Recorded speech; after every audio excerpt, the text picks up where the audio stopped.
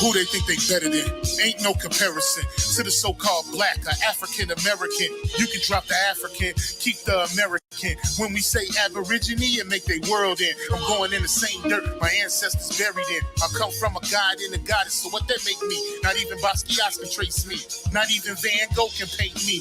The MC in me is the God MC, equals the God in me. I'm focused in, let my mind be free. You too blind to see. The Jews I give is real, it's been real. These ain't shots, they missiles. All you gonna hear is the whistle. Lyrically, this an execution. My verses start revolutions from my people seeking restitution. Since the beginning, fuck evolution. Or maybe my reality is all a dream. I put it together like I was sowing seams. So it seems this is that audio dopamine. Go against the machine, we put you where nobody can hear you scream. And sing you to meet your Elohim. My nigga, this is savage mode. It's something that you can't decode. It started with a spark and I'ma let it explode. I was given the cheat codes that'll let me dump and reload and go through them waves like a fucking torpedo. You dealt the cards of life, I just cut them diamonds with the ace of spades. Y'all scatter like roaches when they facing raid, or vampires when they facing blade. I'm trying to get next to Shireen like I'm getting played. You still stuck as a mental slave. You still stuck in that mental cage. While I'm making easy money, pipping holes in style. This my coming to age. Crowd roaring when I'm coming on stage. And when I'm done, they gonna be cheering my name. Drake Cobbs, and nah, I ain't quit my day job. I spit bars. I really rap on my day off. That's real shit. Just give you some tools you can build with. Aim high even if you still miss. Just keep going. It's a climb to the top. And I'ma keep flowing. Down Lake Shore, I'm Chicagoan. Yeah.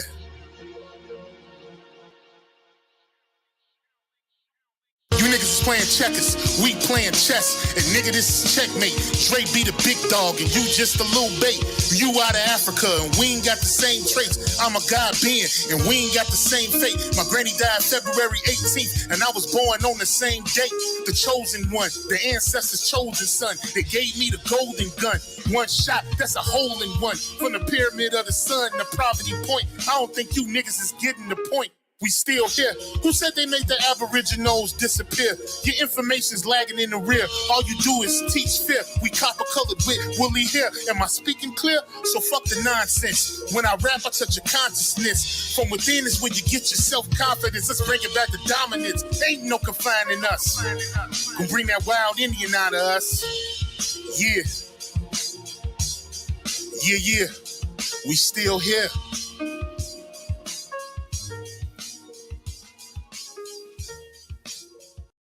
Welcome to the Cherise the Realist Show.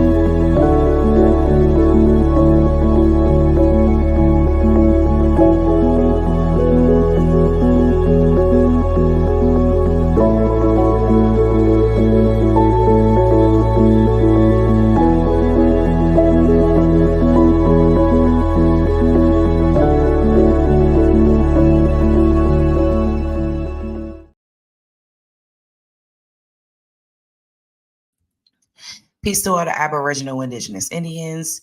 Shout out to everybody that's going to come in. When you come in, just go ahead and like the video. I'm just going to try to, I'm not going to breeze through it too much, but I do want to talk about DC Council Member Trayon White and, the current FBI bribery charge that he currently has and, what that's looking like and how we're going to ultimately get through this. I know it's a tough thing for a lot of people that live in Washington, D.C., and how much,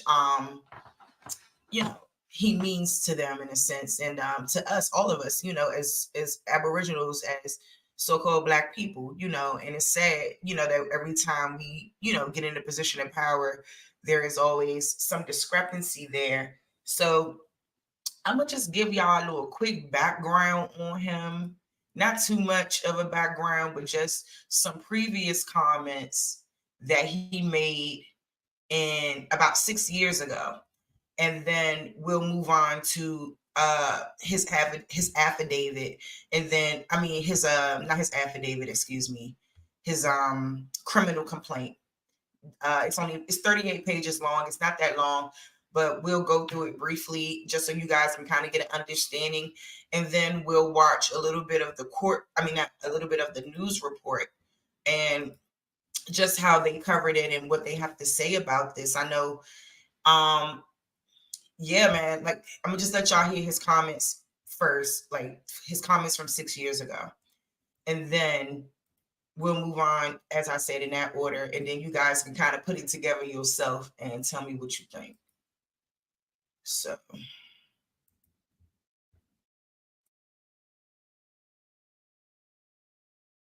At 6 tonight, DC Council members making news around the globe this evening. In a Facebook video during last Friday's brief snow shower, Trayon White repeated a notorious conspiracy theory that Jewish bankers are manipulating the weather for financial gain. The Ward 8 council member has deleted that video and apologized, but he espoused the very same conspiracy theory a few weeks ago. Bruce LaShan has reaction. Man, it just started snowing out of nowhere. In the age of Facebook, nothing is gone forever. I'm in control. Trayon White's outlandish comments while driving through Friday's snowflakes have now been downloaded and shared around the world. The Rothschilds controlling the climate to create natural disasters. They can pay for it and own the cities, man. Be careful. The Rothschilds are an old Jewish banking family from Germany. Even now, they are. And I'm starting here first for a reason, y'all. So just walk with me, okay? I'm starting here first for a reason. We got to be able to understand why people do the shit that they do and why things happen the way that it does, okay? Are at the center of conspiracy theories spread on Russian TV. Nazi propagandists scapegoated the Rothschilds too. To insinuate, the Jewish people are somehow manipulating and in charge of the weather, the climate, and you put it on your personal Facebook page. Well, Bruce, for one, I don't want to make light of anything I said, but it was made in light. White was even more explicit a few weeks ago. The Rothschilds control the World Bank, as we all know. The mayor, city administrator, and the president of the University of the District of Columbia failed to challenge White then. But the mayor now calls the comments hurtful and wrong. In an exclusive interview for Off Script with Bruce Johnson, White apologized. In a joking manner, which is totally unacceptable, and so I take ownership of it. And what's interesting about this whole thing is that I know for a fact that a lot of people, encourage him to continue to speak out and tell the truth, but when you're in a political position, obviously, certain things can't be said, and that's the problem now because political correctness is a thing. And, what you can say and what you can't say it's like, where is the freedom of speech? And, he got a lot of backlash for this. So let's just keep on going. It's not that long. Council member spent the day meeting with Jewish leaders. Bridges are being built. They seem willing to forgive him. But these kind of hurtful conspiracy theories keep coming back. The Rothschilds controlling the climate.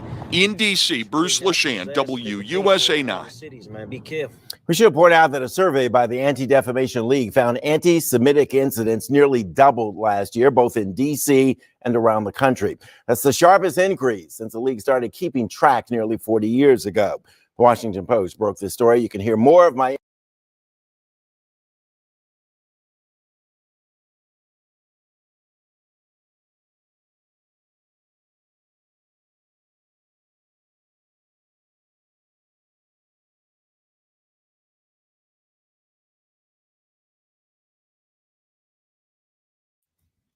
Okay, family. So what we have right here, let me see. I hope I can make it bigger. This is the criminal complaint that was filed against Trayon White this past Sunday. So this is August the 16th. This was served to him. I ain't gonna say served to him, but this is the overall bing bang bang. So let's just get into this briefly, family. Like I said, I'm not going to do too much. I wanted y'all to see the video from 6 years ago because like I said, in a lot of things, it seems like we pick and choose who we're going to come at, and and I always find that very interesting. So like I said, DC got a history of this, just not with him, but other public figures who also were responsible for, overseeing the city's funds and things like that. So United States of America versus Trayon White Sr. It says, I, the complaint in this case, state that the following is true to the best of my knowledge and belief on or about the dates of June 2024 to present in the county of Washington in the jurisdiction of the District of Columbia. The defendant violated Code Section 18 USC, Section 201B2, and the offense is described as bribery. Okay, so as you can see there, Matthew Gano is the special agent who was working on this case. All right, so let's just read a little bit. Affidavit in support of criminal complaint and arrest warrant. Matthew Gano, being duly sworn, hereby depose and state as follows. This affidavit is submitted in support of a criminal complaint charging Trayon White Sr. with bribery in violation of 18 USC 201B2, excuse me.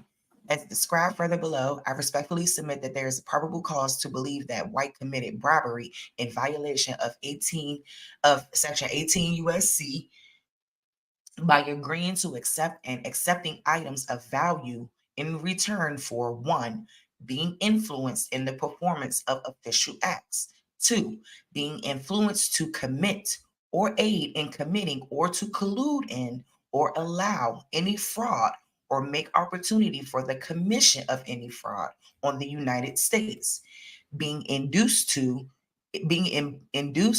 do or omit to do any act in violation of his official duties. Based on probable cause established in this affidavit, I request that the court issue an arrest warrant for White pursuant to Federal Rule of Criminal Procedure 4, parentheses A. I am a special agent with the Federal Bureau of Investigation, FBI Washington Field Office. I have been in this position since December 2017. During that time, I have investigated corruption involving local and federal officials, fraud against the government, bribery,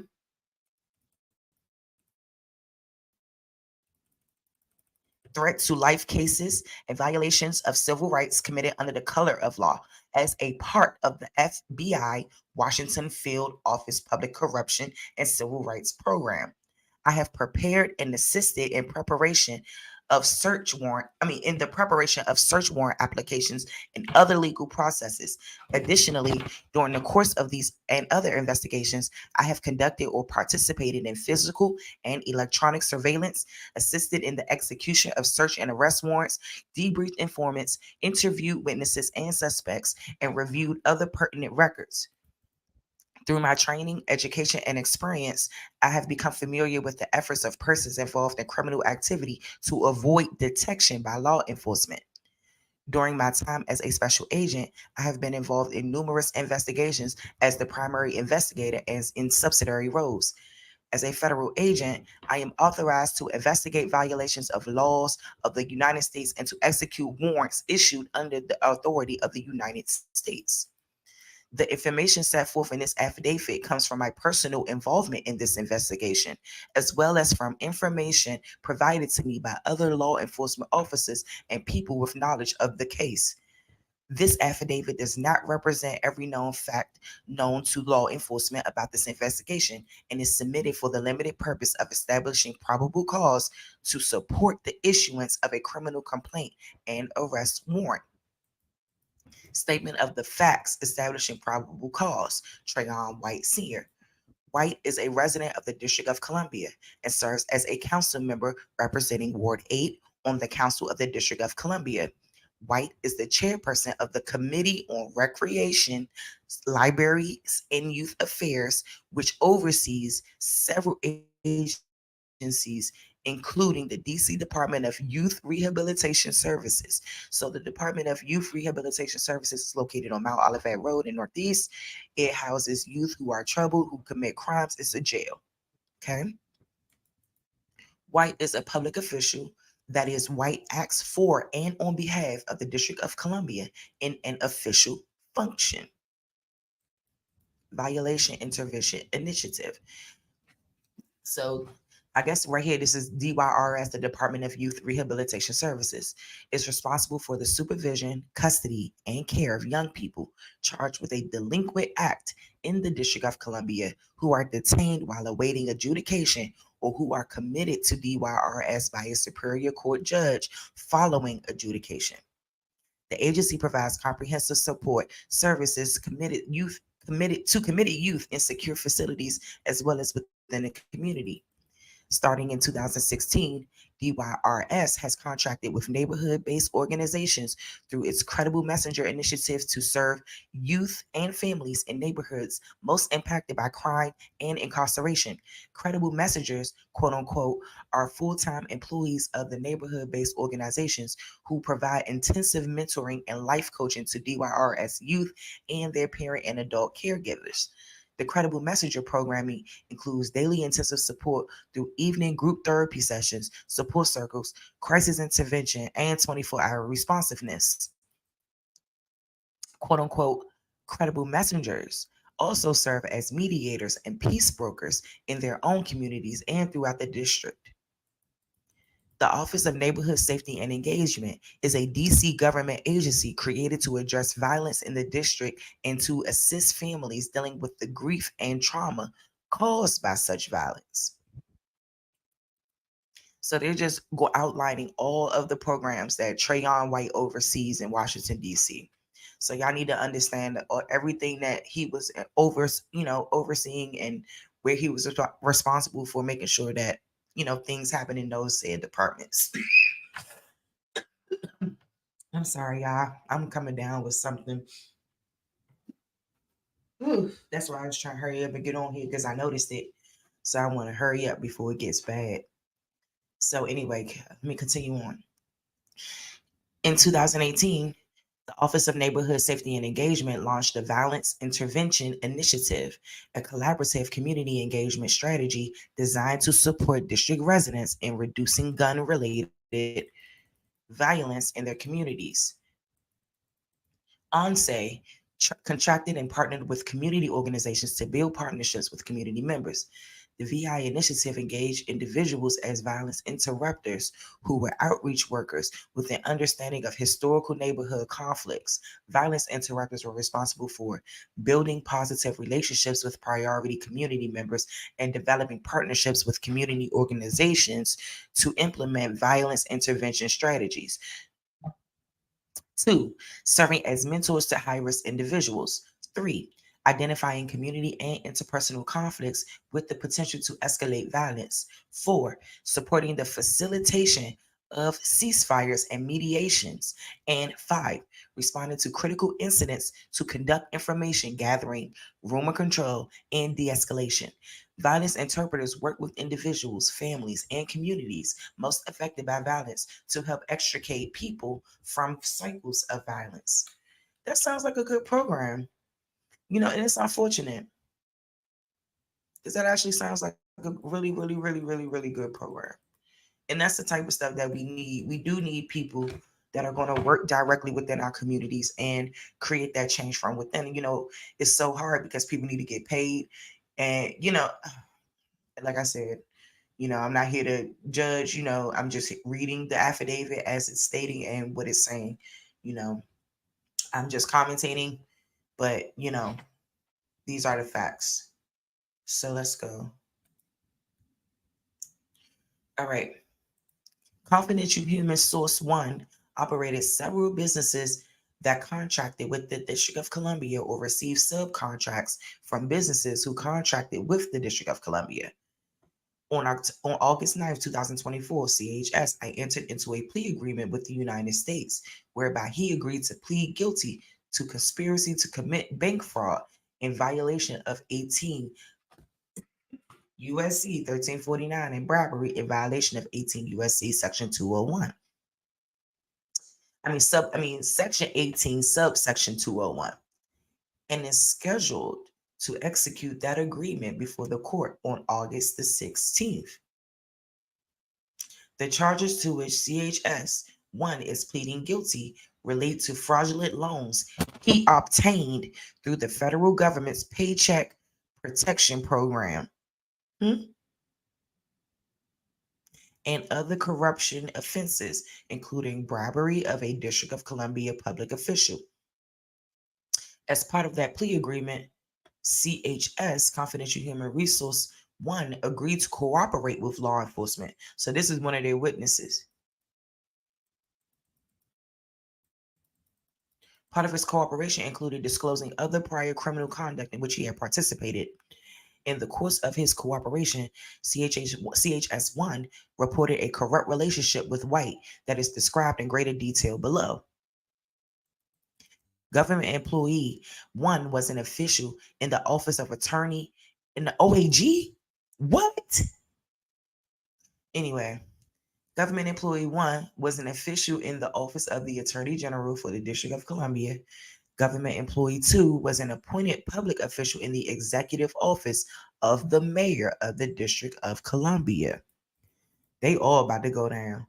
Government employee 3 was a high-ranking official in the ONSE.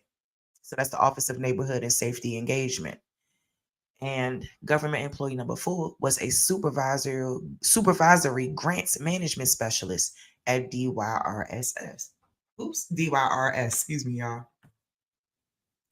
Company 1, a Washington, D.C. corporation, was owned and managed by CHS1. Company 1 holds itself out as a community-based initiative to serve high-risk youths and adults throughout D.C. and Maryland. As part of one of the ONSE's VI initiative, Company 1 contracted with the D.C. government to provide violence intervention services in Wards 1 and 4 of Washington, D.C.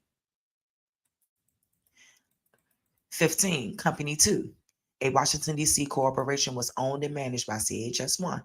As a part of the ONSE's VI initiative, Company 2 contracted with the D.C. government to provide violence intervention services in Ward 5 of Washington, D.C. Company 3, a nonprofit organization, provided family and mental health services to individuals in the District of Columbia. In 2023, Company 3 was awarded 3 grants by the ONSE for fiscal year 2024 to provide quality assurance, compliance, and fiscal management.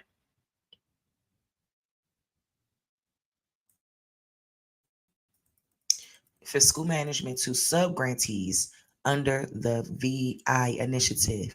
The total value of 3 grants was at least $10 million. Oh my God.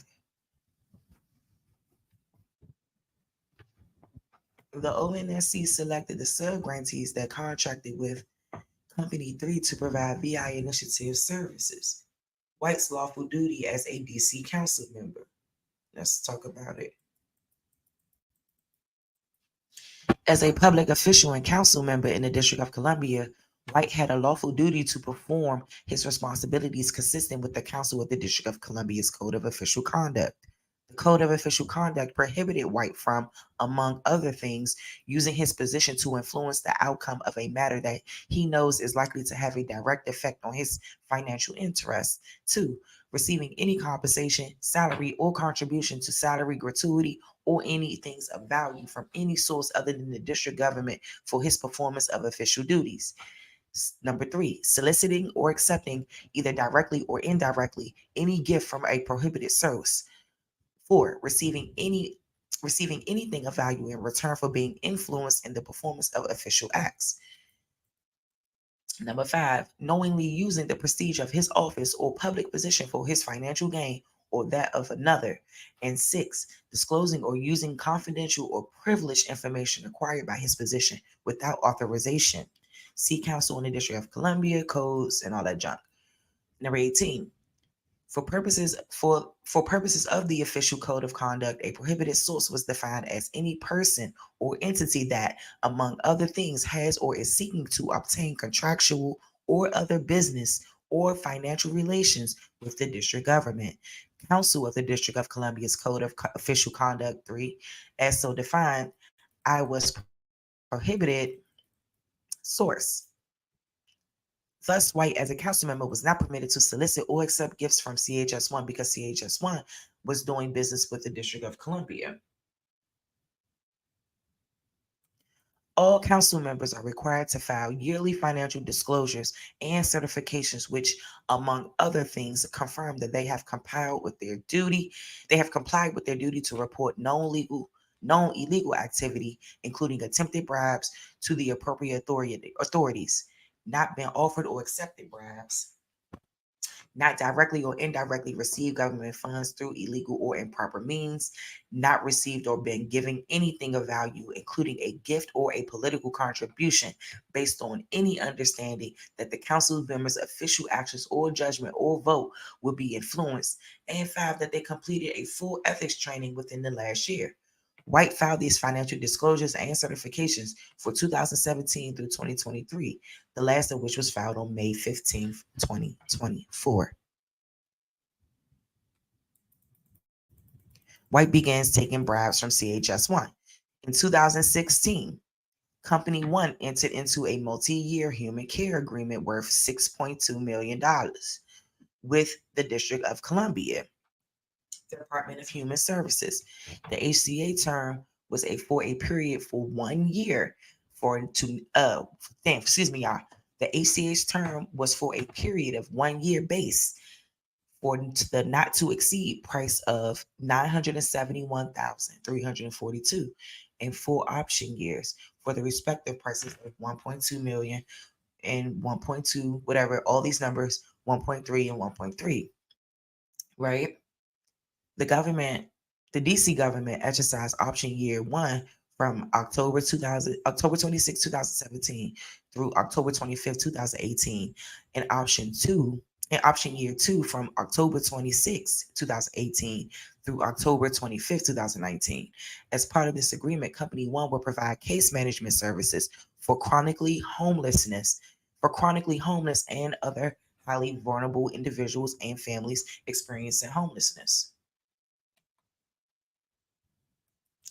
In accordance with the HCA, Company 1 was required to conduct criminal background checks on all positions listed in the provider's business plan, having direct contact with children and youth. In January 2019, the DHS determined that the majority of the background checks documents submitted by Company 1 to DHS were falsified. In other words, Company 1 was affirming its conducted background checks that it did not, in fact, do. On February 25, 2019, the DHS determined that Company 1 was in fault of the HCA and as a result, terminated the agreement. On August 14, 2019, Company 1 submitted a claim to DC government's Office of Contracting and Procurement, demanding $4 million, alleging that the HCA termination was improper and demanding that the termination for default be converted to a termination for convenience. On September 17, 2019, Company 1 lowered its monetary demand to $1.5 million. Or $1,500,000. I'm so sorry, y'all. $1,593,960. Dang, I really wanted. I could get through it. I could do it. But y'all, I'm so sorry. Hold on. Ooh.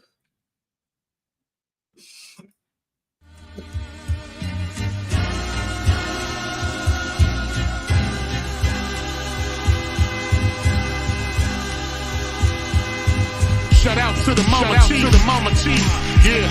You be quiet when Big Mama speak. What she gave us, this a part of me. It flows through my arteries. Even on that journey, that love grows how the garden beat. The first teacher, the first when we sick, the first to heal us, mama's boy. Yeah, you know, her pride, soul food. Yeah, you know, I'm an enjoy. Calm you down, just by the sound of a voice. There isn't another feeling inside. When they cheering you on, that you gain, and you feeling the pride. You and your siblings fight. She gon' make you put your feelings aside. She can't lead you down the road, but she can give you the guide. Where you think I get that blissful look in my eyes? I need a side of ice cream with them moms apple pie. You know for sure for Mama Chief, you know I'm a ride. Cause we all need a Mama Chief. Yeah, we all love a Mama Chief. The greatness, the patience, the foundation, the knowledge passed down. So many generations, our motivation. I just wanna thank you for my creation. Cause we all love a Mama Chief. Yeah, we all need a Mama Chief. Yeah, we all rap for Mama dedication. I sing your tears at my graduation. Now look, my boy, you the reason I'm one of the greatest. Yeah, cause we all need a Mama Chief. Yeah, we all love a Mama Chiefs. Yeah, we all rap for Mama Chief. Now be quiet, let Big Mama speak. Okay, y'all, I really want to get through the affidavit, but I know I'm gonna I don't know where this code came from, but yeah. So let's just get into it. Like, shout out to ABC News 7. I'm using their clip. They were able to get some good coverage, and I just want y'all to get into it real quick. Payments to who the councilman thought he was dealing with. Also, what were the contracts for? 7 News seeks answers from the agency that runs. And I just got finished showing y'all all of that information right here in this affidavit that's showing y'all where he procured all of these contracts worth $4 million, $1 million. The first contract was worth $10 million. So we talking about a lot of money. And it was only a matter of time, The violence interrupters and tries to get them to open their books. Plus, as Trayon White runs for re-election, what happens to his Ward 8 seat if he's convicted? And with the evidence as it's currently laid out, a former federal prosecutor on one of White's options. Does he know about other corruption within the District of Columbia government? Right now at 5:30, 7 News has special expanded team coverage taking an in-depth look at the federal bribery case against DC Councilmember Trayon White. I-Team investigator Mitch Blocker will walk you through what led up to White's arrest by the FBI. And DC reporter Felicia Ashley is hearing from the people White represents. And later, I-Team investigator Scott Taylor looks into the agencies that are named in that criminal probe. Here's the latest. White is accused of accepting thousands of dollars to push for the city to renew certain contracts related to violence intervention and youth rehabilitation. The committee he chairs oversees agencies that lead those efforts. And he was arrested on Sunday afternoon by the FBI and appeared in court yesterday. He was released. White allegedly took $35,000 in cash and said to have agreed to $150,000 in kickbacks. He's accused of pressuring government at the Office of Neighborhood Safety and Engagement and the Department of Youth Rehabilitation Services. Now, the allegations against White are outlined in a 37-page complaint with pictures from a federal investigation and screenshots of WhatsApp messages. And see, that's why I was trying to get to that part. But all I'm going to do is keep barking. Hold up. So let's go down. So it's pictures in here, right? There you go. Y'all see that? So that's one picture right there that they got. And the whole time he was being set up. Not set up. I don't want to say set up. But he was being investigated.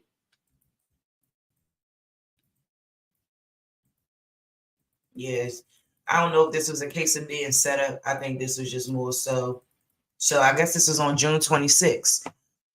Bribe payment 1.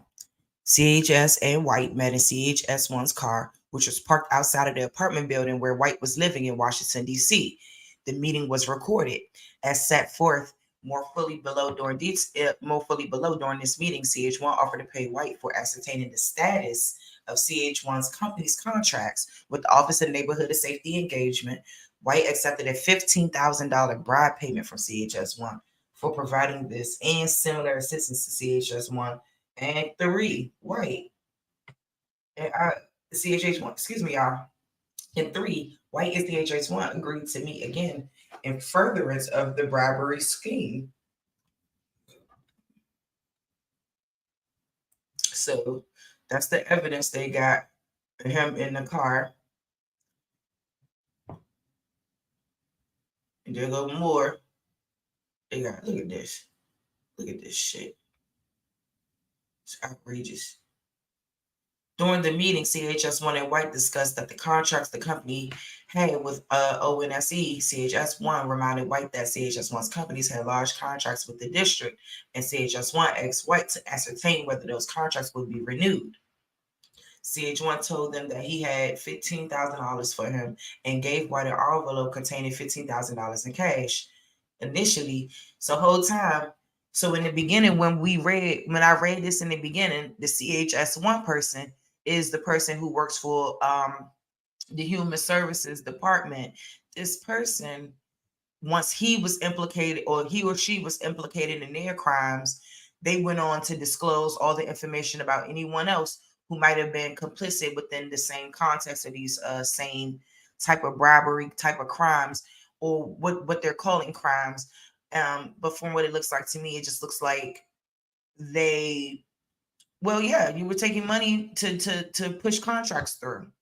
That's what it sounds like. So, all right. So I just wanted to get that understanding that what they said is correct. There is photos of him that they got right there. They right there.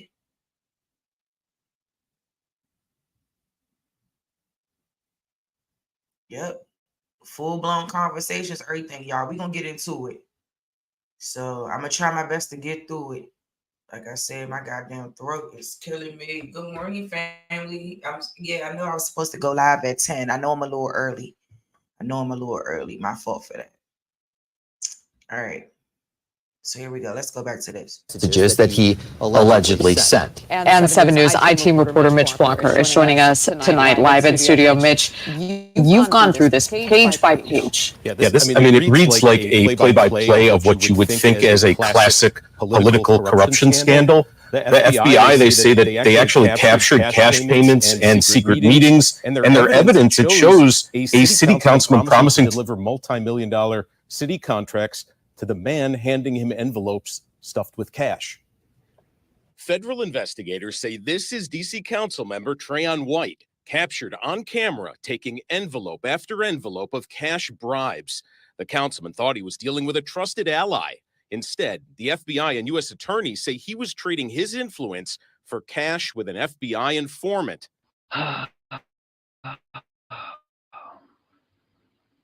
Lost words with this one, man. White has been railing against crime since he was on the school board. Taken from this store is really taken from yourself. The FBI began documenting his alleged crime in June. On June 26, 2024, Councilman White thinks he's meeting a business owner interested in government contracts. The man is an FBI informant. He records as Councilman White takes an... So like I said, this person that he thought that he could trust, and when I read in the beginning of the affidavit that when they were beginning to investigate what was going on here, this person pretty much ratted. I don't know any other word to use.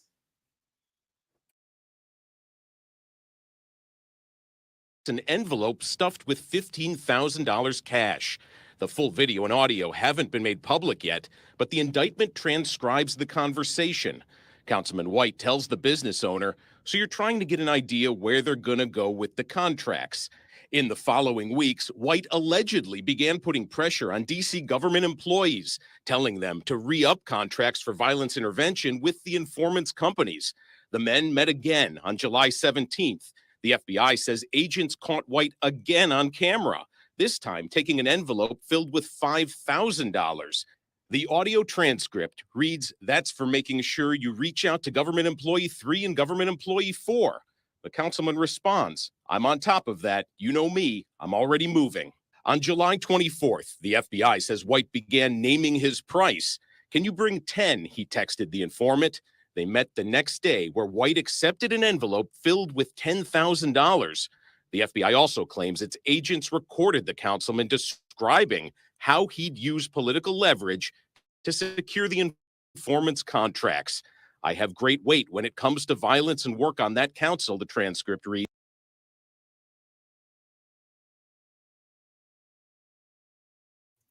I'm going to try to bounce off the news, and then I'm going to come on back to me. So look, this affidavit,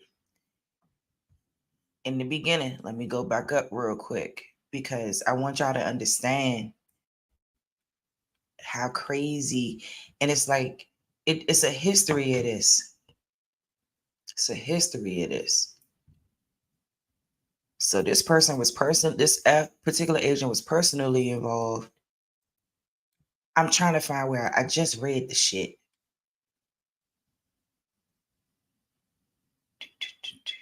The bribery,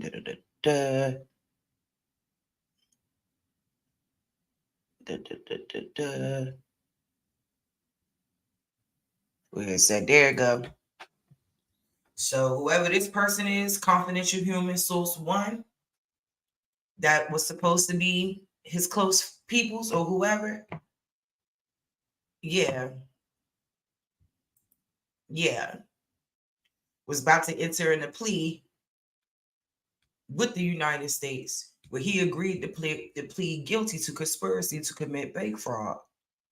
So the same person that they already had him, this person up, from what it looks like, and then they used him as an informant, used them to bring whoever down. I'm telling y'all, that's what this say. Okay, hold up. And it's scheduled to execute that agreement before the courts on August 16th. So he got arrested on August, I think that was August 16th, y'all. He got arrested on a Sunday. So yeah, all right. So anyway, the charges to which blah blah blah blah blah, confidential human service 1 is pleading guilty to relate to fraudulent loans he obtained through the federal government's Paycheck Protection Program and other corruption offenses, including bribery of a District of Columbia public official. As a part of that plea agreement, so he took a plea agreement, y'all. This is the informant that was involved with Trayon White. He agreed to cooperate with law enforcement. I just want y'all to, so when I'm saying this, I don't want y'all to think that I'm just saying whatever I want to say. This is what the documents say.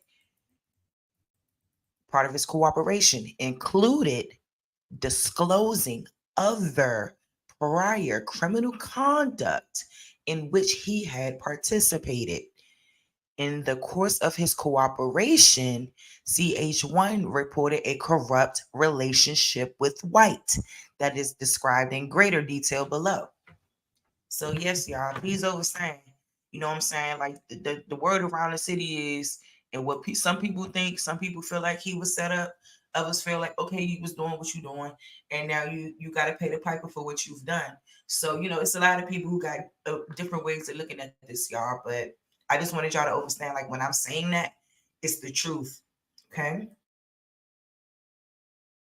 The indictment says White pressured a government employee to secure contracts or he'd pull his support for their confirmation. The allegations go beyond what the feds say they saw the councilman put in his pocket or record him saying. According to the indictment, White exchanged his influence for $156,000 in total payments going back years. The transcript suggests he planned to expand the scheme once he was reelected in November. Friday, a D.C. judge signed the councilman's arrest warrant. He was arrested over the weekend and started the work week being arraigned for bribery. And this indictment, it paints a picture of a public official who's willing to use his political influence all for personal gain, all while seeming to think that he was talking to a friend. But again, that friend was recording every word. And that's how it be. When his friend got bagged by the FBI, you know what I'm saying? It wasn't no going back. He took a plea agreement. It wasn't no going back. Like, damn, this shit diabolical. It really is. And documenting every dollar. Send it back to you, Scott. Thanks for all those details, Mitch. Now, 7 News has been reaching out to other D.C. council members about the allegations against White. And our Tom Rousey joins us now from the alert desk. And Tom, the council chair is calling for a committee to investigate this. How are other members reacting? Well, it seems like there's a lot of support for that idea, Megan and Scott. Last hour, we brought you the reaction of former mayor and council member Vince Gray. This hour, we're hearing from at-large council member Robert White. He put out a long statement. I'm only going to read part of it. I'm actually going to start right here. He says these allegations impact everything from public trust to public safety. While council member Trayon White is entitled to due process, it would be deeply troubling if public safety agencies were exploited for personal financial gain. I support the chairman's decision to create an ad hoc committee to assess the situation and review council disciplinary actions. And again, White, not the only one who is saying he supports the creation of that committee to kind of look into what to do about Trayon White. Reporting live at the alert desk, I'm Tom Rousey, 7 News. All right, Tom, thank you. And 7 News crews were there 8 years ago when Trayon White was elected as the Ward 8 council member. Currently, he is on track for re-election. Over 2 terms, he's been known to go out and meet directly with people in Southeast Washington to listen to their concerns. And now the community is grappling with this federal investigation. And 7 News. Yeah, and I know the community gonna have a hard time with this one for a while. You know what I'm saying? Because like it's a history of it. It's a history of it. Like I said, I'm not sure, you know, where his intentions were on these issues. Obviously, not good ones if you're accepting money. You know, so people really do look at that and be like, you know. So it's just unfortunate. Like I said, it's actually, to me, in my opinion, like a surprise to even know. So like I said, y'all, I got the affidavit up here. I got it up here, okay? And that's why I wanted y'all to know that at the beginning, when people say it was a setup, that's the reason why people say that.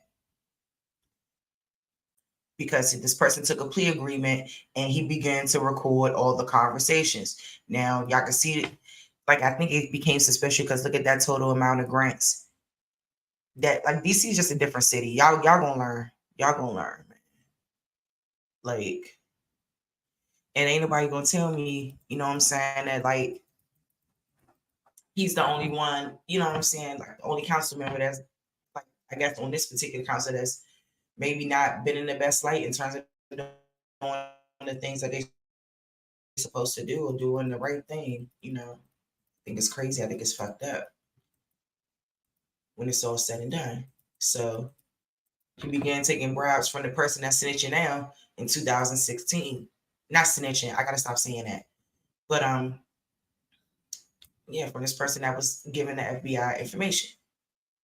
So that's all the money, all that money from 2016 to 2018. They ended up getting rid of this contract though.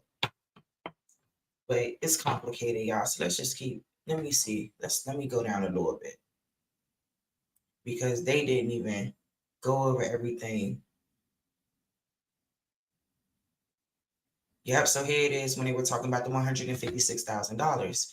It says, continuing their corrupt relationship, White in June 2024 agreed to accept approximately $156,000 in undisclosed kickbacks and cash payments from the informant in return for using their position as a DC council member to pressure government employees at the Office of Neighborhood and Safety Engagement and the Department of Youth Rehabilitation Services to extend Company 1 and 2's contracts for VI services in violation of his official lawful duties as set forth in the Council of the District of Columbia Code of Official Conduct. In furtherance of this scheme, to date, on 4 occasions, White accepted cash bribe payments totaling approximately $35,000. And this is while the person was working covertly under auspices of the FBI. His own peoples. And there was no way you was going to be able to say, oh, man, you couldn't even give him a heads up or nothing. You already was complicit since 2016. Reporter Felicia Ashley is joining us now live from Anacostia. Felicia, you've spoken with some of the people White represents. That's right, and a lot of them are heartbroken, confused, and just torn. But one thing they all told me and what echoed throughout this community is that they say to them, Councilman Trayon White is more than just a political face. Welcome to education.com, your home for expertly crafted. A friend of mine, she stepped in a pothole and he actually rode by, and I asked him to stop, and he was very active in helping her. White represented for other Blue Senior High School graduates what they could become. When his neighborhood had one of the most violent quarters in D.C. last year, he called for the National Guard to come in. His involvement in gun violence prevention resonates with his community the most. He was involved in the East of the River Clergy Police and Community Partnership. He founded a youth development program and was elected to the State Board of Education for Ward 8. To now have Ward 8's leader and his position on the line. And I think that's another reason why it's so disappointing too, because he's been a leader since he was young. Like, he's still young, but he's really been a leader for a very long time in the community, especially in Ward 8. And like they said, the gun violence in DC, especially in Southeast, especially in Ward 8 in particular over there, is no joke. And it's not a easy neighborhood to be able to live in, grow up in, survive in, any of those things, because you're always around the constant threat of that type of violence. And and it's all over DC, as much as they like to try to cover it up nowadays with the gentrifiers and things like that. But we all know, that's really from DC, and that we've seen DC in the 90s. We've seen, there's other people who've seen DC before it or whatever, when there was when crime was just out of control, and it still is, it's just on a different level. Yeah, I'm gonna get on it as soon as I get. That's why I came on here earlier, because I felt myself getting sick. So I just wanted to hurry up and pull up and holler at y'all, and then I'm gonna just go ahead and y'all can just watch it back later on and give your commentary or whatever. I probably have to end up postponing my prosecutorial record for Kamala Harris and my incest deep dive, because I ain't feeling good, but I wanted to at least come and give y'all one. I've been pushing it back for a minute. So I wanted to give y'all something. But this video not that long. But like I said, I've been going to go in between the affidavit, back into the video, whatever, just kind of switching it up, just so y'all can understand. Like, every time we get a leader, this kind of stuff is happening. I always say it don't matter whether it's the HBCUs or any of those things, man. We have a history of people who get sticky fingers with the coins, okay? And when you have access to that kind of money and you're always around it, like, it don't surprise me that people try their hand. Now, it's not right, because at the end of the day, you're taking away from the people who need it most. And now we have a huge migrant crisis going on, you know what I'm saying? And funds that would have went to these programs before probably won't go to these programs now when the October fiscal year starts. So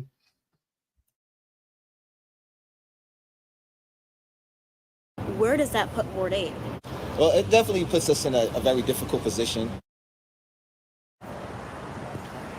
Right, and one thing that you're looking at right now is some of the positions the neighborhoods told me about here. A lot of these businesses here, they shared with me that Councilman Trayon White gave them extreme support, whether it was with just sharing the word or making sure that they had what they needed. But at the center of this investigation, contracts. And I reached out to the city council and I asked them what happens with those contracts now and in the future. What they told me is that if they have already been voted on, if money has already been delegated, and if it was approved right now, they can't be revoted on. We're now reporting live. So all of the contracts, he was able to get pushed through, like the funding for those particular programs, the Office of Neighborhood and Safety Engagement. the Department of Youth Rehabilitation Services are two organizations in DC, or two government agencies who obviously need funding. And I'm not sure, like I said, that's why I'm going through the affidavit as well, like, because we don't know, you know what I'm saying? We really don't know, we just don't know. It's just a bunch of speculation right now. And I just think it's awful, and it's a bad look for the city. It's a bad look for Black Aboriginals once again. You know what I mean? Because if we keep talking about we need people to be within these, within these spaces, and when I'm talking about a political space, Senate, Congress, all of these things, we can't be on the back end doing dirty shit. Okay. And I know people from DC really wouldn't give a rat's ass. I'm talking about, they voted in Marion twice. So I know, what I'm saying? That's because, he was an alleged crackhead or whatever, alleged. And I want to use crackhead lightly because I don't like that word. He was an alleged drug user, and alleged because I love Marion, and they try to say that and use that against him. But what my point to that is that it didn't matter what they try to deem him as. The city kept it real and voted him back, period. That's the point. And you know what I'm saying? I'll never, I hope that nobody take that personal or offensively from DC. I would never disrespect the mayor for life, Marion Barry. But I'm saying, when we say crackhead, we all know what that is, and we all understand, and we know, that's terminology used in the Black community. So, yeah.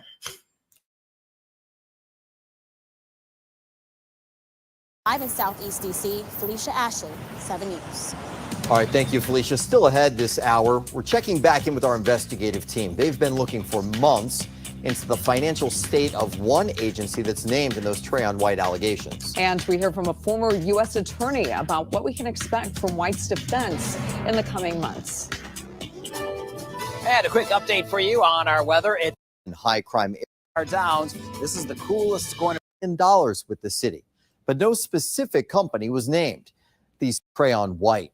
He's accused of accepting tens of thousands of dollars in bribes in exchange for pressuring city workers to renew certain contracts.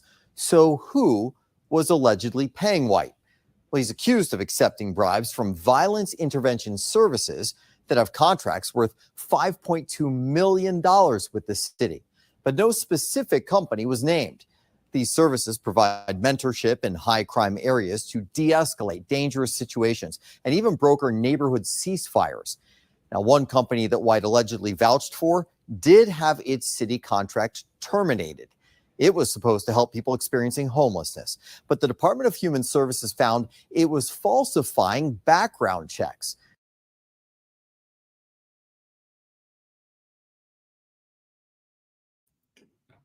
And that's when I just got finished reading y'all in the affidavit that the people who was working for DHS, who they were hiring, they falsified background checks. They didn't even give them a background check from the looks of it. Usually when you're dealing with at-risk people, they need a background check of some sort.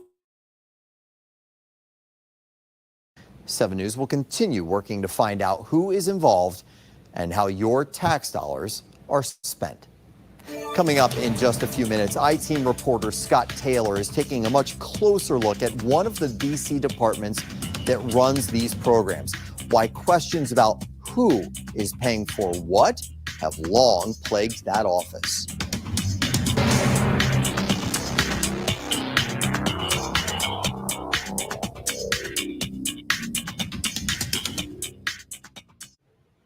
Tonight, a D.C. council member faces up to 15 years in prison if he's convicted on federal bribery charges.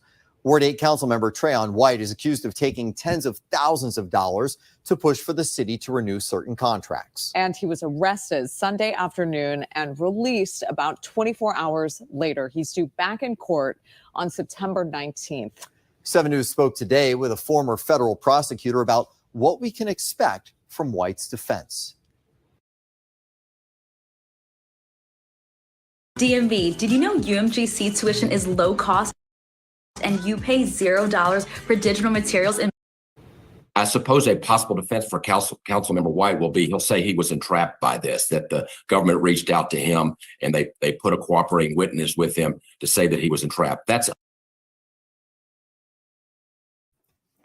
But that's exactly what happened. Y'all put a government informant out on him. That's exactly what happened. What do y'all think?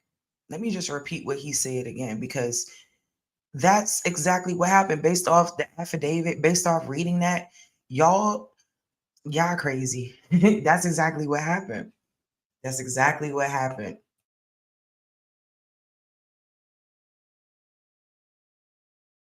On September 19th. 7 News spoke today with a former federal prosecutor about what we can expect from White's defense. I suppose a possible defense for Councilmember White will be he'll say he was entrapped by this, that the government reached out to him and they put a cooperating witness with him to say that he was entrapped. That's uphill. That's a defense that he would have to prove at trial. I mean, I don't think it's going to be hard to prove. I mean, the affidavit clearly says that. I don't see how that would be hard to prove. You know what I'm saying? Whether they care, whether they accept that is a whole nother thing. But yeah, I think it's pretty evident that that's exactly what happened. All right. Challenge for him will be they'll have recordings where he's accepted cash. It's not like he accepted a check that was, revealed publicly in some sort of campaign finance report. This was cash that was off the books. So that'll be a challenge for him to explain that to a jury. Now, while it's interesting that while Trayon White's lawyers are looking ahead to September, he's also up for re-election this November. And Tom Rousey is joining us from the Alert Desk now. Tom, White overwhelmingly won the Ward 8 primary, but what does this investigation mean for his position on the council? Yeah, Megan and Scott, a lot of folks wondering that, especially since Trayon White was widely expected to win this November as he ran for re-election there in Ward 8. Well, if you go on the official DC Council page, you'll see at the moment, Trayon White is still a council member. He's still listed with everyone else, and he's going to remain on the council at least for now. But we're told he will remain one until either he is convicted of a felony or if the council decides to vote to kick him off the council. Now, kicking him off, that's not an easy thing. It would require a 5/6 vote of the council. However, before even considering a move like that, Phil Mendelson, the council chair, says he would form a committee to look into the situation with Trayon White and help decide what, if anything, should be done. The D.C. Council has never voted to force someone off the council. That said, it almost happened 5 years ago with former member Jack Evans, but he resigned before that could happen after an investigation found that he had committed ethics violations. Scott? All right, some good insight there. Thank you, Tom. Meanwhile, one of the D.C. departments connected to the federal criminal complaints against White is the Office of Neighborhood Safety and Engagement.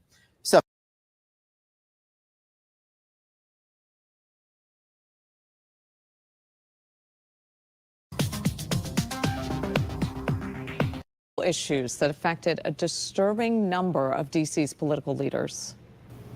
If the District of Columbia is supposed to be that shining light of small d democratic government, its political leadership has a disappointing habit of running afoul of the law. In the 50 years since D.C. got home rule, the rogues gallery of disgraced politicians will always start with Marion Barry. The so-called mayor for life was arrested in 1990 on drug charges. The Post reported Mr. Barry muttered famously, "Bitch set me up," as he was being led away in handcuffs. He was convicted and served 6 months in prison. Why was he allowed to say this on camera?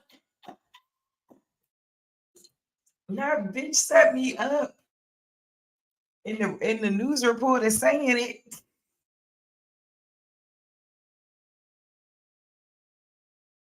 The rogues gallery of disgraced politicians will always start with Marion Barry. The so-called mayor for life was arrested in 1990 on drug charges. The Post reported Mr. Barry muttered famously, "Bitch set me up," as he was being led away in handcuffs. He was convicted and served 6 months in prison. But Berry was also a four-time mayor and called the most powerful politician of his generation.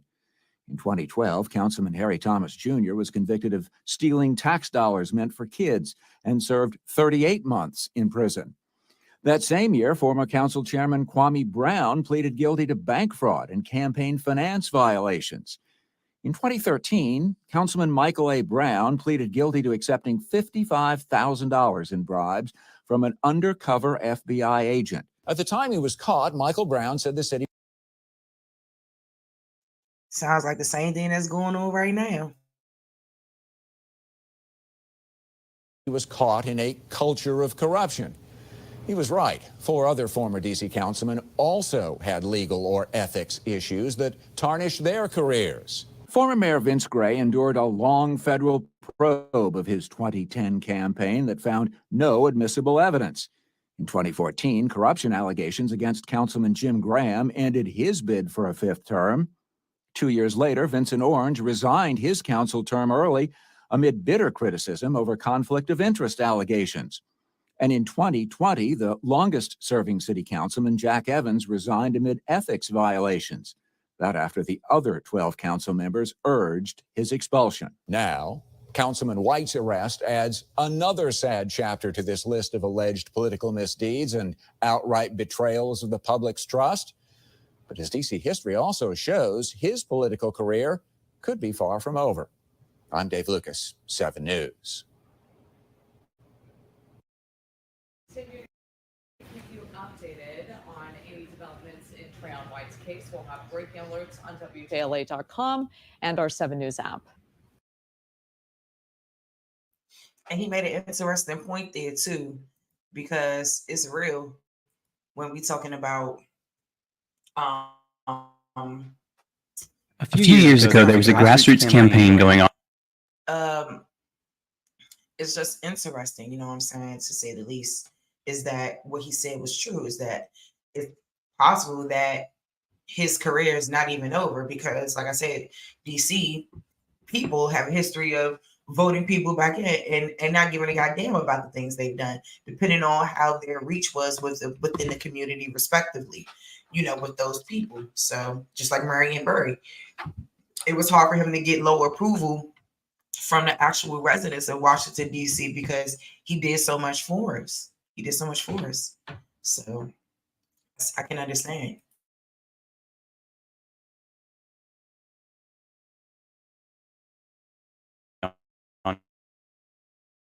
In the city of Washington, D.C., innocuous, actively niche labor issue, it turned out to be anything but. And the schemes and duplicity that came out from the whole affair are emblematic of politics in D.C. There's something of an understanding about politics among residents of the District of Columbia. It's not don't talk about them in polite company, as it may be in other places in the country, so much as don't bother. This learned apathy is the product of a history of disenfranchisement. So let's talk about that history.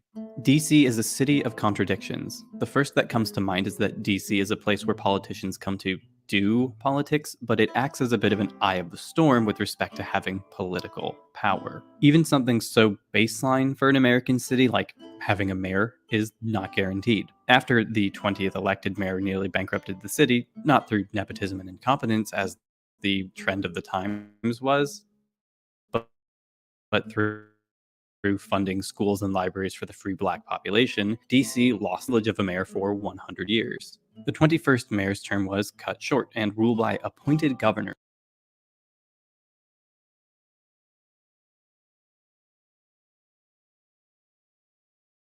became the norm. And yes, governors is the right word, but it's less like a state's mini president and more like the governor general of a territory.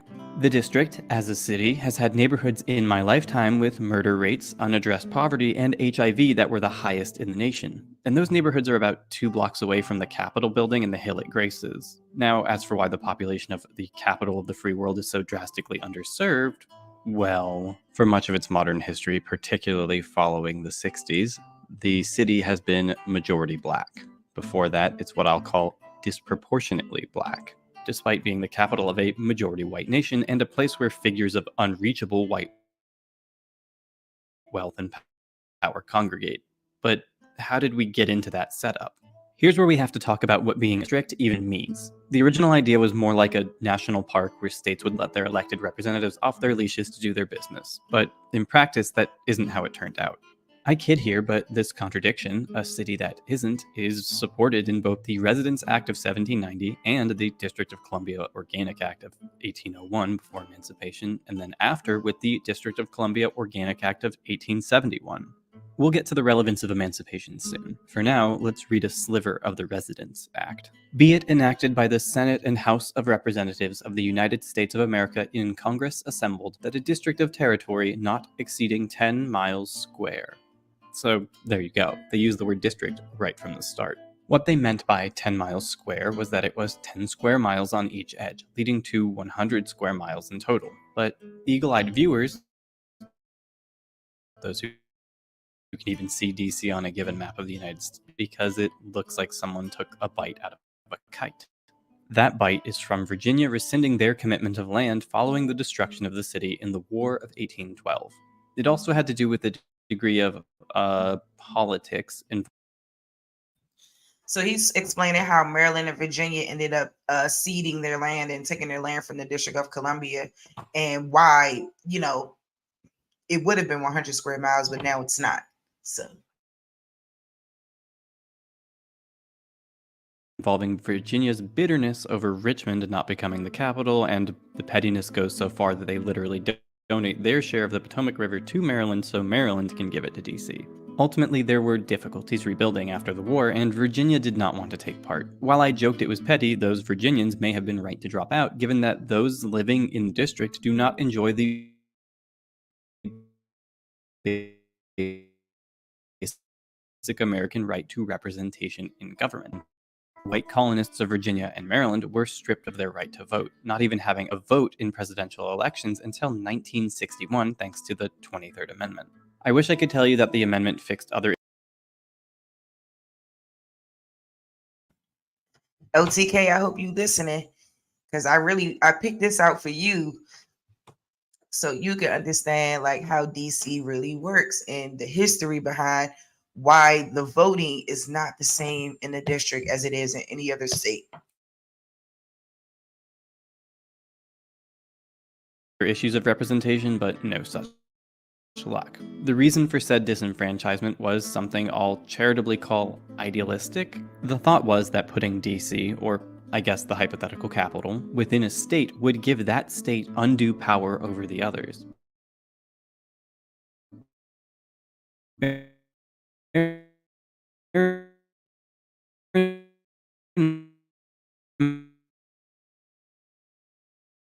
Mind that at this time, the division between states was stronger. The idea of a federal government was a bit closer to use and distinct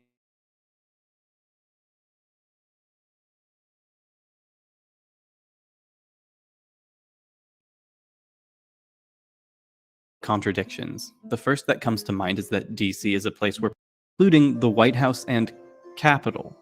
Second, American history, you're probably how France clings to its Strasbourg EU institution because of the power it confers. That's what American founders wanted to avoid. So DC is, as a space, laid out and invented. An extension of small settlement in the area. Let's step back a tiny bit and talk about the War of 1812. In 1812, trying to pull a sneak attack on Britain while they and the rest of Europe were dealing with Napoleon. It doesn't go. And Strategies attack Ottawa would not be a winning strategy. But it's almost always okay to blame Thomas Jefferson for pretty much anything in early American history. You're probably right. His particular hand in this was both pushing Madison, his protege, to start the war, and in having both laid the framework against a trained standing army and in favor of farmer militias, as well as having neglected the Navy in his term. The US was banking on Britain's divided attention thing.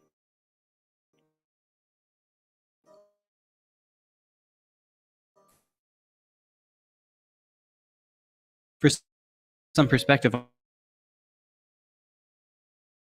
on how willing to divide their attention Britain was, there were more British ships in Baltimore's harbor than there were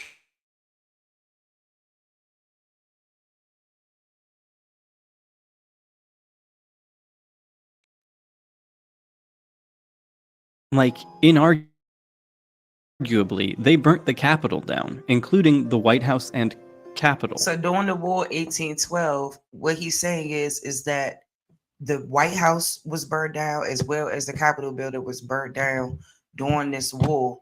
And I'm thinking that this was done by the Canadians. Maybe not the Canadians, but they was up there fucking with Canada.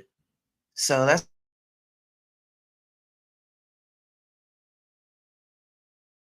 Second side note, for some perspective on how willing to divide their attention Britain was, there were more British ships in Baltimore than there were ships in the entire American fleet. Though, perhaps given the aforementioned neglect by TJ, that isn't saying much.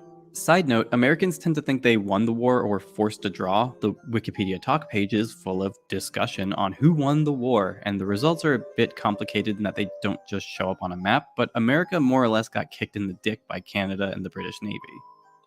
Inarguably, they burnt the Capitol. okay. So I was right in what I heard. Okay. Down, including the White House and Capitol. Second side note, there's also more history on the role of enslaved and liberated peoples within the war, but that deserves its own video if I ever get to it. The significance of the war ends with the fact that DC gets torpedoed to somewhere else.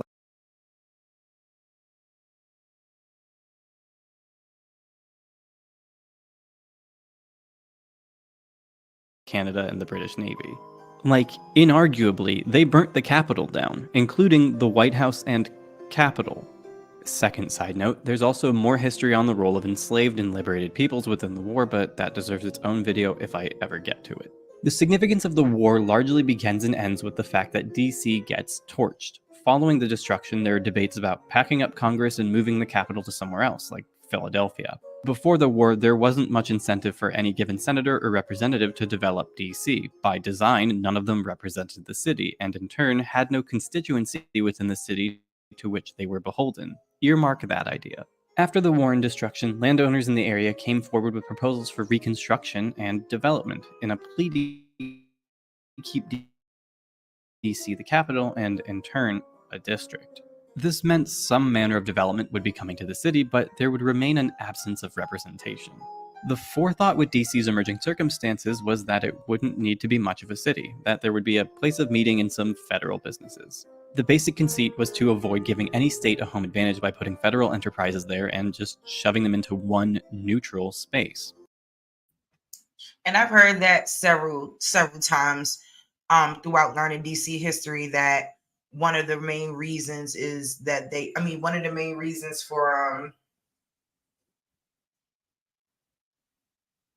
one of the main reasons for DC was to establish a place where they all could come and create laws and where they could run the country from one neutral place. So we were taught that a lot, that's what was going on in those times. So y'all, I'm gonna hurry up because I gotta wrap it up. My little ladybug that came in here on me, so she up now. So all right, I'm gonna wrap it up soon. So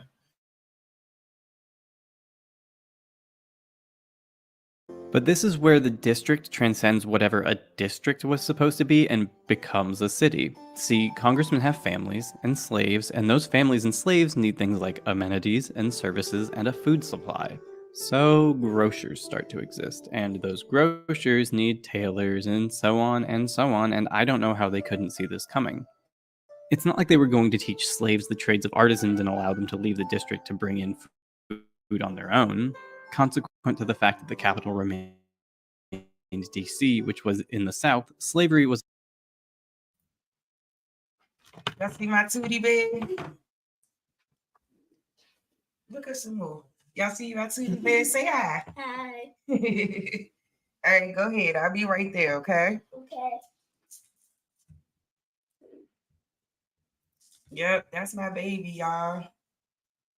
They ask me what I do and who I do it for, okay?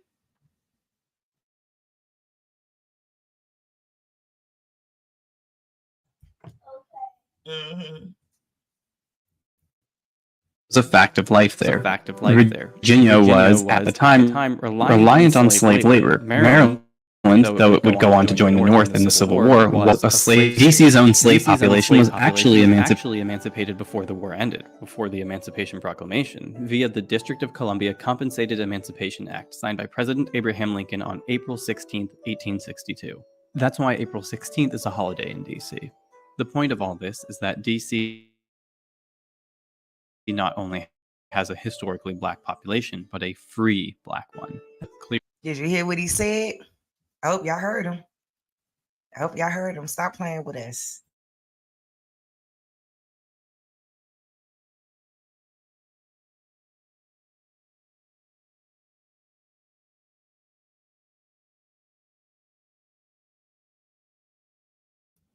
So this one right here, slavery Alexandria. Prior to the Civil War, Alexandria was also home to one of the largest slave trading operations in the country. The building at 1315 Duke Street, now the Freedom House Museum, was once part of the headquarters for Franklin and Armfield, the largest domestic slave trading firm in the United States. Enslaved people were brought from the Chesapeake Bay area and forced to the slave markets of Natchez, Mississippi, and New Orleans, either by foot or ship. And what this go back to? And what do this go back to, family? The intra-American slave trade. The slave trade that they don't want to talk about. Swear to God, everybody came from fucking Africa. No. They were coming from different parts in the Americas and in the United States or in North America, if you will, and being shipped to other places in North America. What would be the reason to send anybody all the way to Africa or go all the way to Africa to get anybody? Like, I know that this is not the same connect, but it is though, because he just made the point that DC has been a historically black city for ages, since the 1800s, probably before, obviously. So yeah, let me finish reading it and then I'm gonna let them carry on because my baby up now. Y'all know I gotta get on my mommy duties.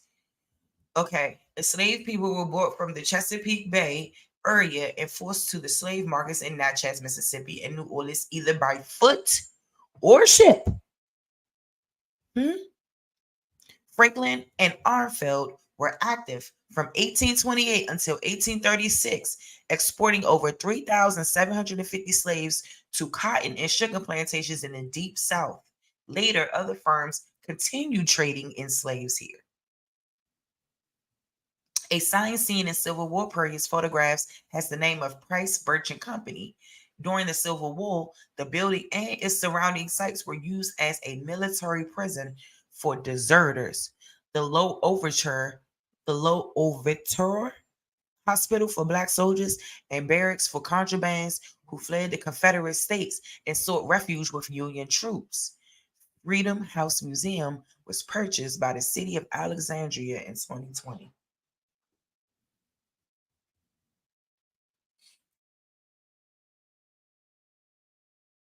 Population was actually emancipated before the war ended, before the Emancipation Proclamation, via the District of... And this is another thing that I covered. Congress passed the Compensated Emancipation Act to end slavery in the District of Columbia, and President Abraham Lincoln signed the bill into law on April 16th, 1862. Compensated is the key word here. 3 years later, after the Civil War ended and after the 1865 ratification of the 13th Amendment to the Constitution, officially abolishing slavery nationwide, so-called African Americans in the district began to celebrate April 16th as a holiday. The day included speeches and, most importantly, a parade, which weaved past the White House. So, as y'all know, let me give y'all a little bit more insight about this District of Columbia emancipated the Compensated Emancipation Act.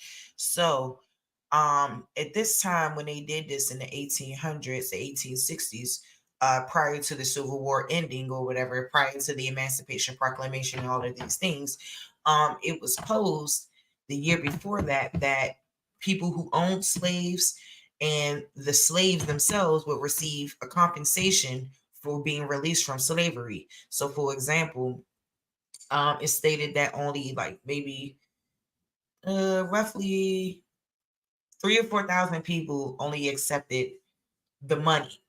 Now we're talking about a state, a territory that's supposed to be majority black. Who are these slave owners? Are they black folks? So here's the deal. They gave each slave owner $300 for each slave that they lost during this time. And that if the slaves were to be compensated, they would have to agree to go to Liberia or Haiti. Okay? And y'all could go look that up. And that was also a part of the efforts with the American Colonization Society and Act and all of those things, more efforts to try to push us from our lands to Africa. Just more and more efforts to do so, more and more efforts to push us out of here. Because if we are listening to somebody tell us that DC has been historically black since the beginning, who owned all of these slaves from DC? Now, we just got finished reading about a firm that was responsible for shipping slaves from one state to another state. Not no cross-country bullshit that they like to perpetuate to us. All right. of Columbia Compensated Emancipation Act, signed by President Abraham Lincoln on April 16, 1862. That's why April 16th is a holiday in DC. The point of all this is that DC not only has a historically black population, but a free black one. And that gives us a clear window into why the city has an underserved and underrepresented population. Okay, and what does all this have to do with a referendum on tipping in restaurants, bars, and nail salons? We'll be there soon, but the documents establishing DC, the history of its black population, and the War of 1812 and subsequent urban development are foundational to understanding why DC is the only place where something like this could happen so brazenly. Earlier I said to earmark the fact that DC doesn't have representation. This is where it comes into play. DC has a representative, but they're not exactly empowered. Consequently, Congress people from outside DC more or less get to decide the fate of the city in meetings that DC itself barely gets a voice. Earlier I said to earmark the fact that DC doesn't have representation. This is where it comes into play. DC has a representative, but they're not exactly empowered. Consequently, Congress people from outside DC more... OTK, if you still in here, pay close attention to this point here. There are currently 6 non-voting members, a delegate representing the District of Columbia, which is Eleanor Holmes Norton, a resident commissioner representing Puerto Rico, as well as 1 delegate for each of the other 4 permanently inhabited U.S. territories: American Samoa, Guam, the Northern Mariana Islands, and the U.S. Virgin Islands. A 7th delegate representing the Cherokee Nation has been formally proposed, but not yet seated, while an 8th representing the Choctaw Nation is named in a treaty, but has neither been proposed nor seated. As with voting members, delegates are elected every 2 years, except the resident commissioner of Puerto Rico, who is elected every 4. More or less get to decide the fate of the city in meetings that DC itself barely gets a voice in. That might sound egregious and like something a modern democracy would step in to correct as soon as there's some loophole-adjacent issues creating a deadlock, maintaining the non-state nature of the district. The trick comes down to budget autonomy. Now, the reason I call this a trick is that my introduction to it was as such. DC used to have a locally approved, funded, and populated supported needle exchange program, effective and necessary during the attack by denying federal funding. The law around needle exchange. And see, LTK, this is what I was talking about when I said that, even though DC has home rule and local power and things like that, that's not to stop the feds from reigning over top of us and saying, no, that's not going to happen.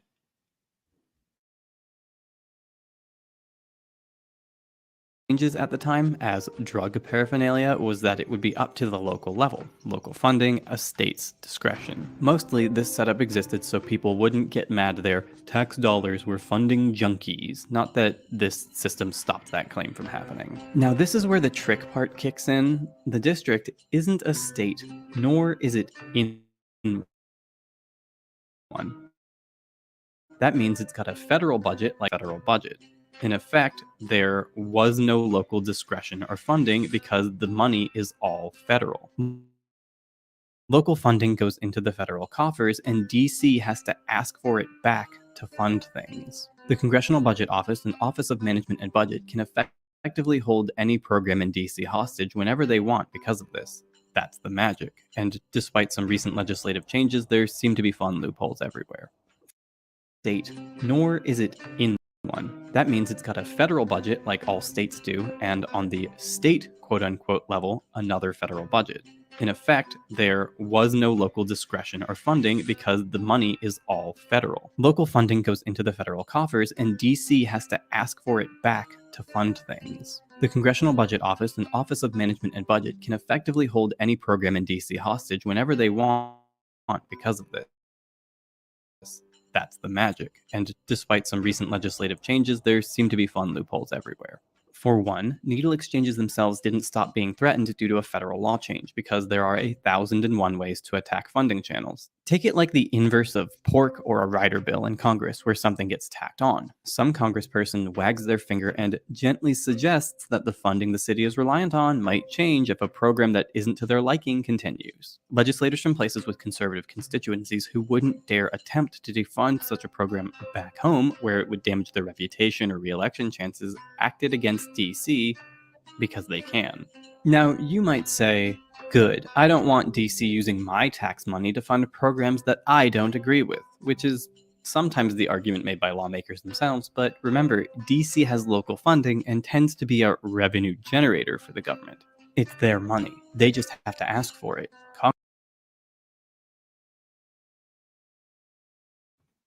There we go. I'm glad he said that. I was waiting for him to say that, because the thing is, it is the district's money, because it's the same thing when they shut down the government. The DC strictly ran on their funds, strictly. So the city is generating its own revenue. It has been.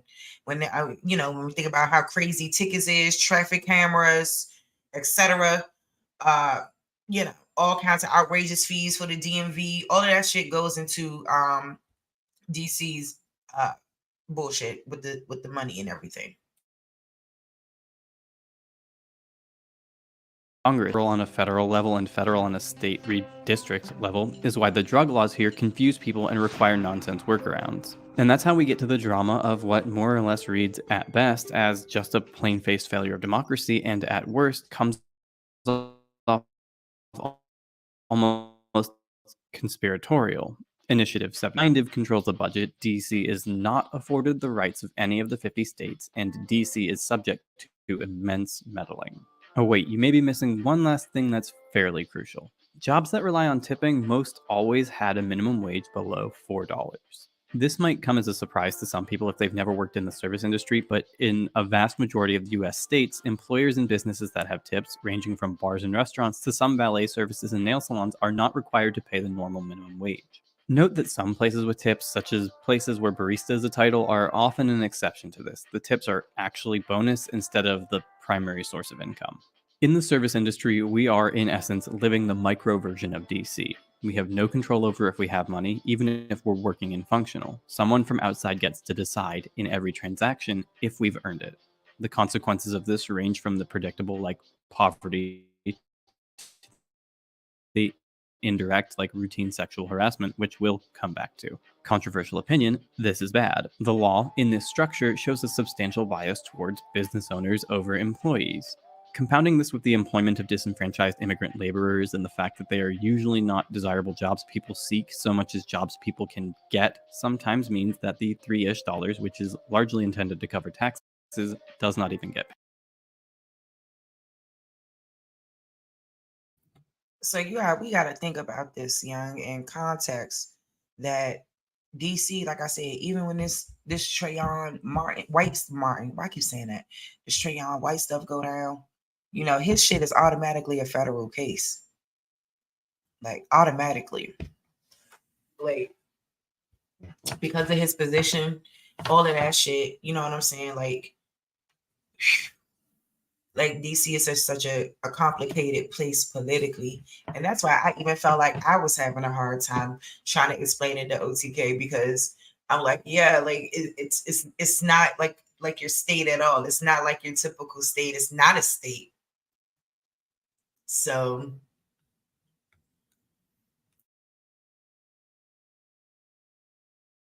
paid.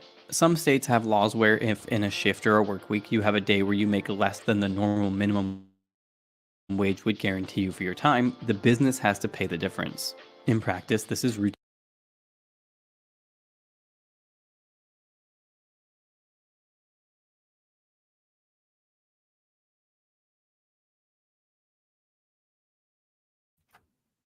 yes, y'all. So ultimately, I just wanted y'all to really be able to take a peek at that, be able to get a good understanding about what's going on with Trayon White and his situation. And I really wish him the best on that. And I wish the best feasible outcome for his situation.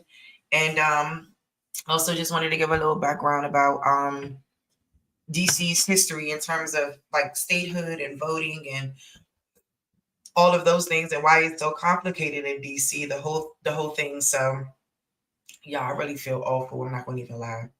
So I'm about to go ahead and get off here. I think Bap's live now. Y'all just finally made it up in here, but it's all good. I hope y'all can just rewind it. Y'all can have a good look at the affidavit. I read through some of it. Only got to like 11 or 12 pages. I didn't read through all 38, but I did follow it with a news report about the situation. Yeah, I know I'm supposed to come with 2 more builds. I don't know if I am, because now that I'm getting a little bit sick, I don't know what my next couple of days is going to look like or how much this is going to worsen. So anyway, thank y'all so much.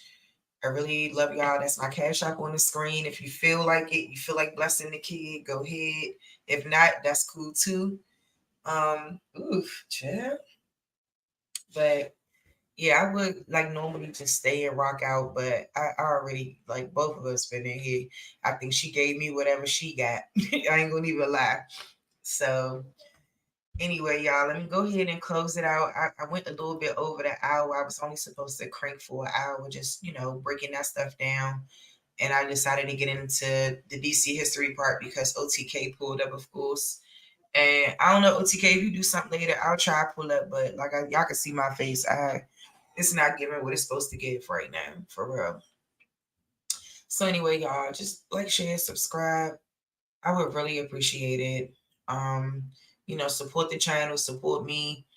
And, I'm going to keep the content coming. I still got an in-depth with Kamala Harris, and I really want to dig into her bullshit and everything, as far as her prosecutorial record. The DNC was straight bullshit. They ain't talk about nothing from what I heard. So, yeah. And what else is my other one? And the roots of incest and all that other stuff, y'all. So, yeah, I got a lot of stuff popping. If anybody has anything that they want to discuss, anything that they want to talk about, feel free. Y'all can write on my community tab. Also, y'all can email me as well. Let me put that right there right now for y'all. Just reach out. You know what I'm saying? If there's anything that y'all see that's interesting, I still want to do high school highlight night. So I'll probably start promoting that in the next couple of weeks. So y'all get your high school highlights together. I don't give a goddamn if they was from 95. All right. So get your highlights. Let us see, if, like, you know, your skills and everything. And, you know, like that could be a cool way for us to bond. Like, you know, I would love to see everybody on their gully shit. So that's my email in the box. Y'all be safe. I'm sorry. I can't. Man, I don't know. I hate when I get sick. It's the worst shit. So y'all be easy. Y'all stay safe out here. Y'all stay dangerous. You know what I'm saying? Don't let anybody upset you. Y'all got this. So let me go ahead and close it out with that. We don't have to rush.